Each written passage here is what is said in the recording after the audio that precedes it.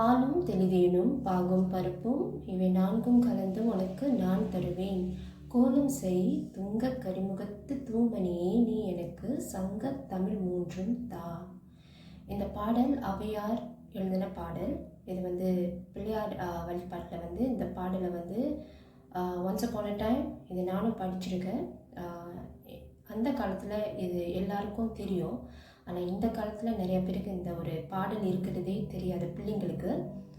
ஏன்னா எல்லாமே இப்போ சன்ஸ்கிரிட் மந்திரமாக ஆயிட்டு. ஸோ இந்த பாடலில் ஔவையார் எழுதின பாடலில் அவ்வளோ தத்துவங்கள் இருக்குது. நிறைய சூட்சும ரகசியங்கள் ஒளிஞ்சிருக்கு. இந்த தத்துவம் பிள்ளைங்களுக்கு ஒரு முக்கியமான ஒரு பாடல். இந்த பாடலை பிள்ளைங்களுக்கு கற்றுக் கொடுக்கணும். யார் கற்றுக் கொடுக்கணும்? பேரண்ட்ஸ். ஆனால் உங்களுக்கு தெரியுமா இந்த பாடல் என்ன மீனிங்னு? இப்போ அதை பற்றி தான் பேச போகிறோம். இந்த பாடல் ஔவையார் எழுதுனது. அதில் நிறைய மீனிங் இருக்குது. ஸோ அதுக்கு போகிறதுக்கு முன்னாடி ஹூ இஸ் பிள்ளையார்? யாருங்க பிள்ளையார்? நம்ம எல்லாருமே பிள்ளையார் சதுர்த்தி செய்வோம். எல்லாருமே பிள்ளையாரை வேறு வேறு பேர் கூப்பிடுவாங்க. தமிழவங்க மட்டும்தான் பிள்ளையார் பிடிப்பாங்க. பிள்ளையார் பிடி மஞ்சளில் பிடிச்சு வைப்பாங்க. ஸோ இந்த பிள்ளையார் வேறு யாரும் இல்லைங்க. இவர் இதுலேயே உங்களுக்கு ஆன்சர் இருக்குது. கொஸ்டினும் இதுலேயே இருக்குது, ஆன்சரும் இதுலேயே இருக்குது. பிள்ளை யார்? பிள்ளையார், பிள்ளை, குழந்தைங்க, சைல்டு. நான் ஏற்கனவே ஒரு வீடியோவில் இதை பற்றி பேசியிருப்பேன். புராண கதையில் புராணம் இஸ் அ மெட்டஃபார். இது உங்கள் பிள்ளைங்களுக்கு நீங்கள் சொல்லணும். இந்த கதையை சொல்லி இதுலேருந்து நம்ம என்ன கற்றுக்கலாம் அப்படி தான் பிள்ளைங்களுக்கு கற்றுக் கொடுக்கணும். புரியுதுங்களா? எனக்கு பிள்ளைங்க இதையே பிடிச்சிட்டு இருக்கோங்க. அப்புறம் இது ஒன்றும் ஆகப்படுது இல்லைங்க. நம்மளும் அப்படி தான் இருந்தோம், நம்ம பிள்ளைங்களும் அப்படி இருக்குங்க. ஒரு மாற்றம் வரணும். அதை யார் செய்யணும்? நம்ம தான் செய்யணும். நம்ம தான் பிள்ளைங்களுக்கு கற்றுக் கொடுக்கணும். ஸோ பிள்ளை, ஏற்கனவே ஒரு வீடியோவில் நான் போட்டிருந்தேன். பார்வதி அவங்க உடம்புல இருந்து மஞ்சள் எடுத்து ஒரு பிள்ளையார் பிடிச்சு வைப்பாங்க. அது பிள்ளையாராக ஆகிடுவாங்க. ஒரு ஹியூமன் பாடி ஆகிடும். அதுலேயே உங்களுக்கு ஆன்சர் இருக்குது. இதை தான் நீங்கள் பிள்ளைங்களுக்கு கற்றுக் கொடுக்கணும். ஸோ எப்படி நீங்கள் கற்றுக் கொடுக்கணும்? Step by step. நீங்கள் என்ன செய்யலாம்? மஞ்சள் எடுக்கலாம்.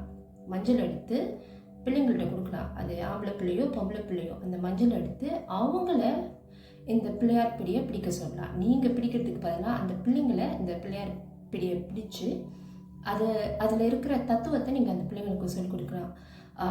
பிள்ளையார் பிடி தண்ணி போட்டு ஓகே, நான் உங்களுக்கு சாம்பிளை காட்டிடுறேனே. பிள்ளைக்கு மஞ்சளை காட்டுங்க. மஞ்சளை எடுத்து அதில் தண்ணியை ஆட் பண்ண சொல்லுங்கள். மஞ்சள் எர்த் எலமெண்ட்னு பிள்ளைங்களுக்கு சொல்லிக் கொடுங்க. ஏன்னா மண்ணிலேருந்து தானே மஞ்சள் வரும், ஒரு பிளான். ஸோ பிள்ளைங்களுக்கு இதெல்லாம் சொல்லிக் கொடுக்கணுங்க. அப்போ தான் பிள்ளைங்களுக்கு தெரியும். புரியுதுங்களா? அதில் தண்ணி ஆட் பண்ணுங்கள். தண்ணி ஆட் பண்ணிட்டோன்னே தண்ணி வாட்டர் எலமெண்ட் அந்த பிள்ளைங்களுக்கு சொல்லிக் கொடுங்க. புரியுதுங்களா? அந்த 5 எலிமெண்ட்ஸ் நீங்கள் சொல்லிக் கொடுக்கணும். அதுக்கப்புறம் நீங்கள் அந்த மஞ்சளை மோல்ட் பண்ண ஆரம்பிங்க. நீங்கள் மோல்ட் பண்ணும் போது ஹீட் உண்டாகும். ஆமாவா இல்லையா? நீங்கள் அதை ஒரு டோவாக ஆக்கும் போது ஹீட் உண்டாகும். அது 5 எலிமெண்ட். இப்படி தாங்க நீங்கள் பிள்ளைங்களுக்கு கற்றுக் கொடுக்கணும். அப்புறம் பிள்ளைங்க உங்கள்கிட்ட கேட்குங்க, காற்று ஸ்பேஸ் எப்படி பிள்ளைங்களுக்கு தெரியும், எப்படி எக்ஸ்பிளைன் பண்ணுறது? வெரி சிம்பிள்ங்க. நீங்கள் சிம்பிளாக பலூன் கூட ஊதலாம். இல்லை ஒரு பிளாஸ்டிக் எடுத்துகிட்டு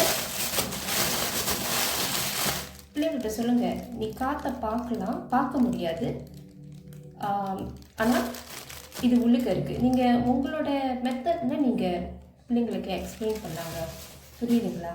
நிறையா வேஸ் இருக்குது பிள்ளைங்களுக்கு எக்ஸ்பிளைன் பண்ணுறதுக்கு. ஸ்பேஸும் அப்படி தான், நம்மளை சுற்றி ஸ்பேஸ் இருக்குதுன்னு எக்ஸ்பிளைன் பண்ணலாம். நீங்கள் உங்கள் பிள்ளைங்க அந்த மஞ்சள் பிடிச்சு வச்சுட்டோன்னே அந்த 5 எலிமெண்ட்ஸ் நீங்கள் எக்ஸ்பிளைன் பண்ணிட்டீங்க.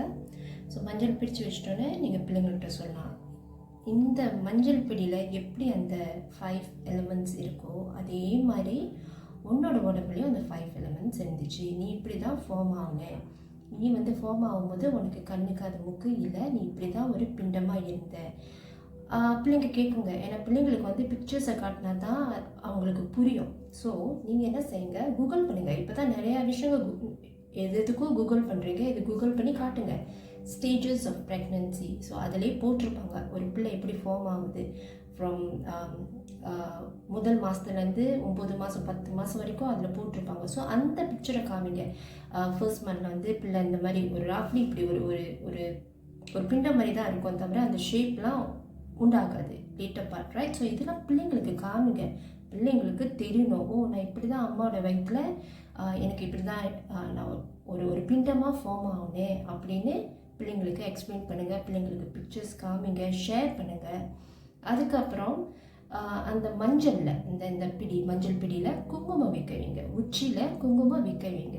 வச்சுட்டு பிள்ளைங்களுக்கு எக்ஸ்பிளைன் பண்ணுங்கள், இங்கே எப்படி நான் குங்குமம் வைக்கிறேனோ அதே தான் நீ உன்னோட நெத்தியில் குங்குமம் வைக்கிற, அதனால தான் நீ வந்து திண்ணீர் வைக்கிற. கோவிலில் வந்து திண்ணீர் கொடுக்குறாங்க, குங்குமம் கொடுக்குறாங்க, சில பேர் சந்தனம் வைப்பாங்க. ஸோ நீங்கள் பிள்ளைங்களுக்கு எக்ஸ்பிளைன் பண்ணோம் ஏன் நெத்தியில் இந்த விஷயங்கள்லாம் அவங்க வந்து வைக்கிறாங்கன்னு.